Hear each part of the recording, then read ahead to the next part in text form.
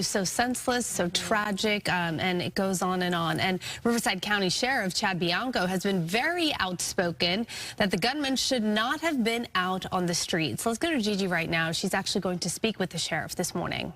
That's right. And usually we like to keep the focus on the victim, whether he's a peace officer or a civilian, anyone that dies so tragically.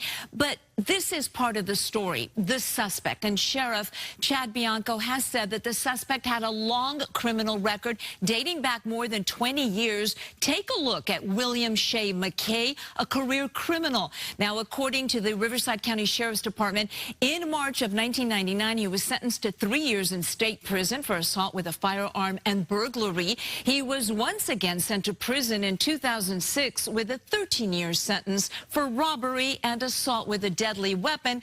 And in 2021, he again faced some serious prison time, this time as a third striker, accused of kidnapping, assault, leading police on a pursuit that ended when his passenger stabbed a California Highway Patrol canine, almost killing him.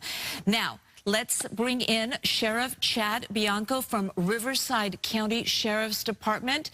Sheriff, good morning. And first of all, from GDLA and from all of our viewers, our condolences on the loss of your deputy. Thank you, Gigi. I'm happy you had me on, and thank you very much. A lot of sadness, I imagine. Deputy Cordero, and we always talk about a deputy was killed, but more importantly, he was a beloved son, he was a younger brother, he was a boyfriend, and he was also a friend. He was, and you know, we always seem to talk about this, that it's always the really good ones that we lose too soon. He was a very young man, 32 years old. His life was just beginning. Recent girlfriend, fantastic deputy for us. He was loved by everybody. Unbelievable sense of humor. It's just so tragic. It certainly is a day of incredible sadness and mourning for your department. But Sheriff, is there also a sense of frustration and maybe even anger that this suspect who killed your deputy should have been in prison, as you said, in prison, behind bars, and not on the street?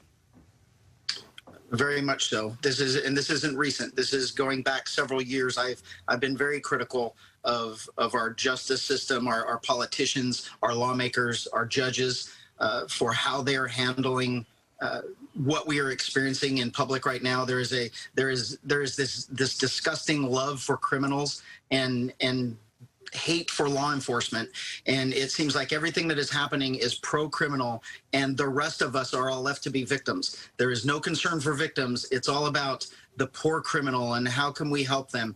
And this is a perfect example of, we have evil people in this world, and we have prisons for a reason, and those prisons are supposed to hold people like this so our public is not victimized. And Sheriff, just in June, 6 months ago, 2 El Monte police officers were killed, and again, police said that suspect should have been behind bars. But you talk about victims, and there are also countless victims of crimes committed by convicted felons who in many cases were given dozens of second chances only to reoffend, re-victimize. Where, in your opinion, Sheriff, is the breakdown? Do judges have too much discretion? Are they too lenient? Who's to blame for this? You know, we in law enforcement, we say all the time, we're here to protect people. And who's protecting us? And the people protecting us from these bad people are supposed to be our judges, our district attorneys. And if we do not have district attorneys that are enforcing the laws, that are trying these cases, that are doing their job, then there's a breakdown. We see this completely in LA. In this particular case, we have judges, and this is not new. This isn't happening just this one person. And as bad as this suspect is, he is a career, lifelong criminal that had no business being in public.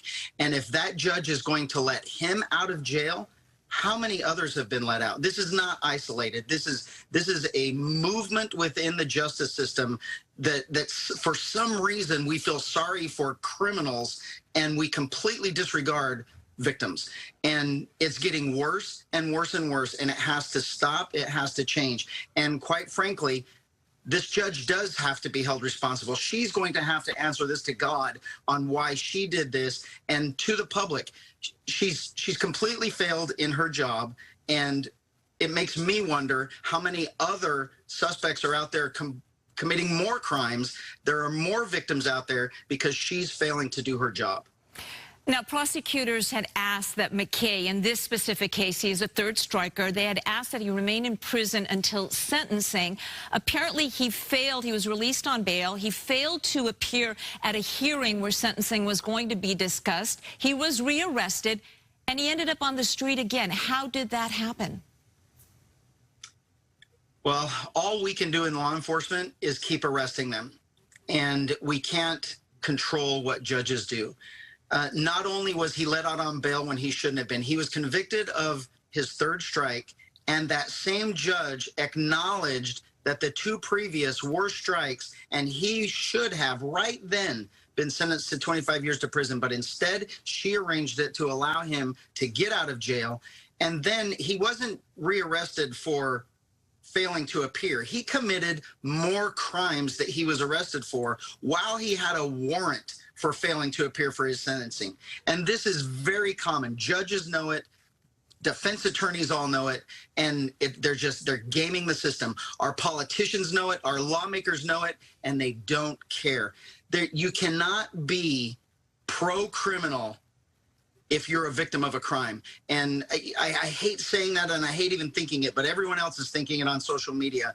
Nothing seems to change until these people responsible, politicians and judges, end up being victims of something, and then miraculously they change their mind and they want to do something and make it right. And those of us that are dealing with it every day, we're out here beating the drums trying to get it changed now so we can protect the public, and we just can't get anything done. It's a horrible narrative that we're going down where somehow we feel for these career criminals that are victimizing people.